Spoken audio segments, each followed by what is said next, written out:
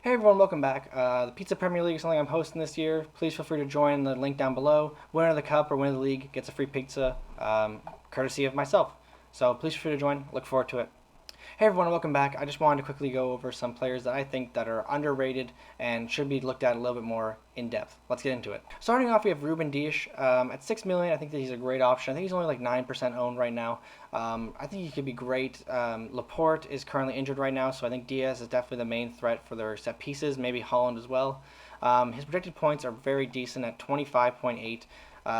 I think Cancelo is around like 35, so he is a lot more. But if you can get Diaz and Ederson and save like point or like point 0.5 or even 1 million on them or on Cancelo to get Diaz and Ederson, I think they could definitely cover Cancelo. And I think that he's a really great option. I think Diaz is definitely undervalued this season at 6 million. Man City, their fixtures look fantastic for a lot of the beginning of the season, and they're going to keep lots of clean sheets this season. The Community Shield was, I think, a little bit of a blip and something that you shouldn't really take too much into account because they were playing Liverpool, who are the second best team in the league. So I think Diaz conceding 3 goals in that game was not something that we should be concerned about. He's a great option at 6 million. I think he's going to start almost every single game, if not every single game. And if you want to wild card him out afterwards, I think it's a very easy thing to do. So Diaz at 6 million, I think is definitely someone that's being undervalued this season. So Andrew Robertson is a fantastic pick at 7 million. I think he's like we saw last season what he can do. At the end, towards the end of last season, he was one of the top scorers, if not the top scorer. And yeah, I mean his projected points definitely make sense for what he did last season. As we can see behind my head, 31.4 points for the first 6 game weeks is absolutely fantastic. Only 9 points less than like someone like Salah. That's pretty ridiculous, right, for a £7 million player. In defense, who is also only 11% owned. What a differential he could potentially be. 11% is such a little amount. Only 10%, or only like 1 out of every 10 players in the game have Robertson in their team. I think he's super underappreciated. I think he's someone that you should definitely consider in your teams because he is going to do absolutely amazing this season. I can just already tell. He's someone that I'm definitely going to try to fit in my team. It's going to be hard, though, to try to fit all of Robertson, Cancelo, and Trent Alexander-Arnold into our teams. But I think all three of them are almost not essential, but super important and can give us a lot of returns. So this might be because I'm a little bit excited about what United have done in the preseason, but I think Jadon Sancho at only 11% owned is definitely going under the radar a little bit. His price is a little bit of a weird one at 7.5. You can get someone like Rashford in for a million less at 6.5, but Sancho is a lot more nailed. You know, he's going to play every single game for Manchester United at the left wing spot. His projected points are decent at like 21.6. It's all right.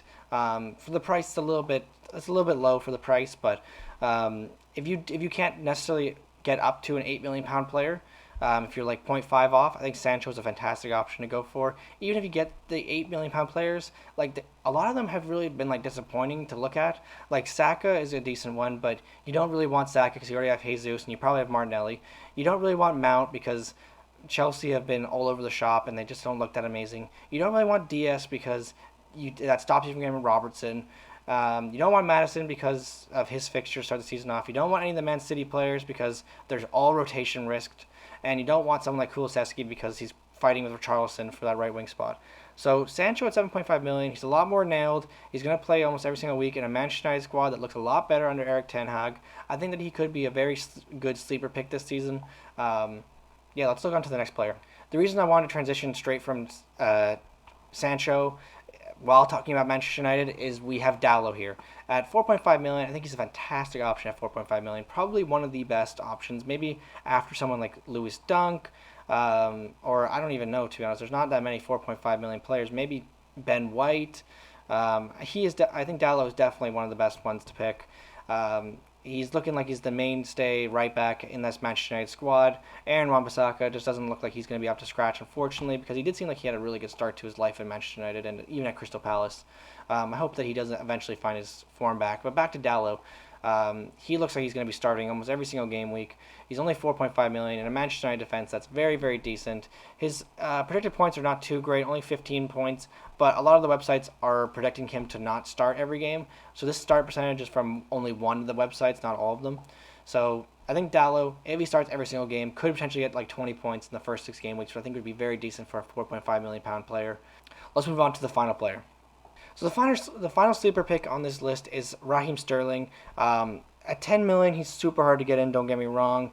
But if you potentially don't want to go for two premiums, if you only want one premium player in Salah, Sterling could be a good mid-premium option because he's not quite up to the likes of like Harry Kane, Son, De Bruyne, Haaland in price point, but he does bring a lot of very decent returns at his price of 10 million.